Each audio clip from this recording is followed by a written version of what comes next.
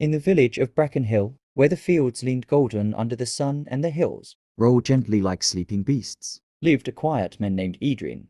He was a woodcarver. No, not for speed or abundance, but for the soul he managed to breathe into every piece he shaped. His hands, roughened by years, could coax life from the hardest oak and the softest willow alike. People said if you stared long enough at one of his carvings, you'd half expect it to blink. Adrian lived alone at the edge of the village in a small house that smelled of pine shavings and smoke. His only company was the sound of his tools and the whisper of the woods beyond his door. Villagers often came to him for charms, toys, or figures to watch over their homes, yet no one ever truly lingered. They thanked him, paid him, and went their way. Though kind, Adrian carried a stillness that others mistook for distance. One autumn, a girl named Lysa began appearing at his door. She was no more than 10, with hair like tangled straw and eyes that sparked with mischief. At first, she only lingered by the threshold, watching his hands move over the wood. Then she began to ask questions. Why carve a bird when you could carve a dragon? Why carve in silence when you could hum?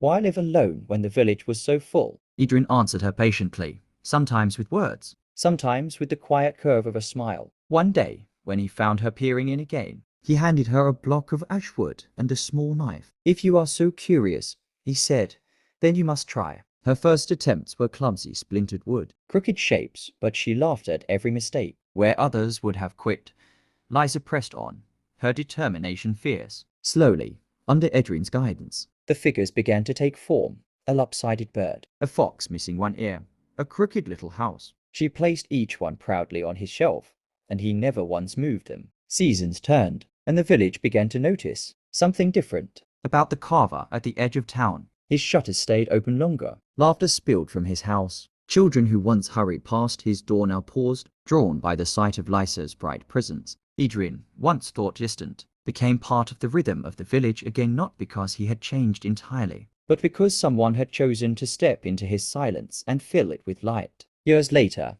when Lysa had grown and Adrian's hands had slowed, the shelves of his home were filled not only with his carvings, but hers too. Together, they had made birds that seemed ready to fly, foxes that looked sly enough to run, and a whole forest of tiny figures that told the story of their bond. And though time would one day carry them apart, the people of Brackenhill said the carver's house was never truly quiet again, for in every figure resting there was laughter carved into the grain.